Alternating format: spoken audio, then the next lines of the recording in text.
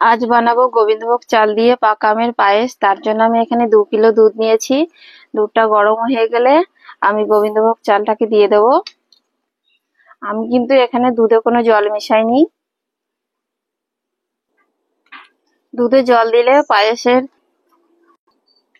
পায়েসের টেস্টটা ভালো হয় না, তাই দুধে জল দেবেন না। জল ছাড়া দুধ দিয়ে পায়েস করবেন। এবার আমি গোবিন্দভোগ চালটা দিয়ে দেবো। চালটা ছিটিয়ে দেবো, এক জায়গায় দেবো না, তাহলে দলা বেঁধে যেতে পারে। আর চালটা দিয়ে সঙ্গে সঙ্গে নেড়ে দিতে হবে। চালটা দিয়ে মিডিয়াম আঁচ রেখে এভাবে আস্তে আস্তে নাড়তে হবে। না নাড়লে চালটা দলা বেঁধে যাবে।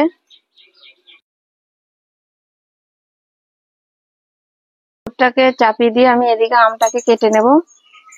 আমি এখানে নিয়েছি 2টো আম। আমি এখানে মিষ্টি গাছ পাকা আম নিয়েছি। আমটা অবশ্যই মিষ্টি দেখে নেবেন। এবার আমি আমটাকে ছাড়িয়ে নিচ্ছি। আর মাঝে মাঝে এদিকে পায়েসটাকেও নেড়ে দেবো। এবার আমি আমটাকে ভালো করে মিক্সারে পেস্ট করে নেব।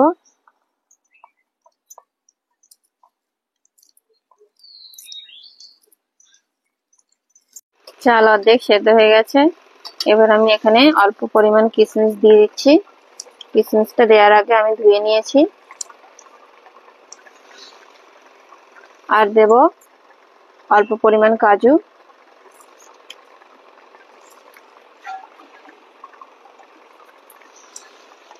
কাজু আর কিশমিশটা দিয়ে আমি এটাকে ভালো করে নেড়ে চেড়ে দেব খুব সামান্য একটু লবণ। লবণটা দিয়ে এটাকে ভালো করে নেড়ে চেড়ে নেব। চালটা 90% সেদ্ধ হয়ে গেছে। আমি এখানে 250 গ্রাম চিনি নিয়েছি। চিনিটা আমি এবার পায়েসের মধ্যে দিয়ে দেবো। চিনিটা দিয়ে আমি পায়েসটাকে ভালো করে নেড়ে চেড়ে মিশিয়ে নেব। এই সময় অবশ্যই উনুনের আঁচটা একদমই কম রাখতে হবে, না হলে তলায় ধরে যেতে পারে। আপনারা যেমন মিষ্টি পছন্দ করেন সেই অনুযায়ী মিষ্টি দেবেন। আমি চেক করে নিয়ে লাগলে আবার পরে চিনি দেব, কারণ পায়েসে খুব বেশি মিষ্টি হয়ে গেলে খেতে ভালো লাগে না। আর আম দুটো যে নিয়েছি সেটাও পাকা, তার মধ্যেও কিছুটা মিষ্টি পাওয়া যাবে, তাই আমি খুব বেশি চিনি দেব না এখানে। পায়েস প্রায় হয়ে এসছে। নামাবার 2 মিনিট আগে আমি দিয়ে দেবো পেস্ট করে রাখা পাকা আমটা।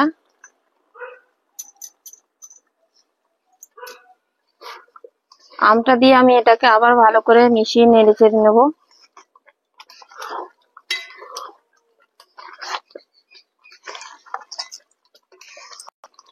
এইভাবে একবার বাড়িতে বানিয়ে দেখবেন পাকা আমের পায়েস, খেতে দারুণ লাগবে।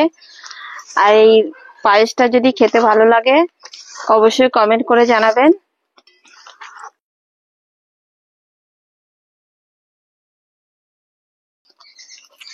আর কম সময়ে অল্প খরচে নতুন নতুন রেসিপি পেতে আমার অল্প জানি চ্যানেলের ভিডিওগুলি দেখতে থাকুন।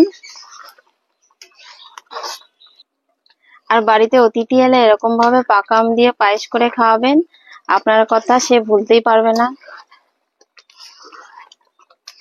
আমের সিজন তো শেষই হতে চললো, তাই একবার এরকম পাকা আম দিয়ে অবশ্যই বাড়িতে বানিয়ে নেবেন পাকা আমের পায়েস। নামাবার আগে একবার মিষ্টিটা চেক করে নেব।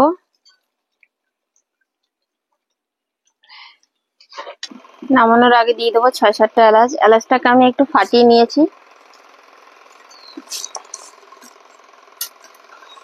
আপনারা গুঁড়ো করেও দিতে পারেন।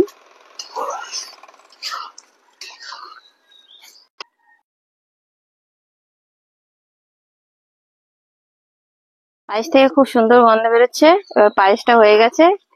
এবার আমি এটাকে নামিয়ে নেব। তারপরে ঠান্ডা হলে এটা পরিবেশন করব।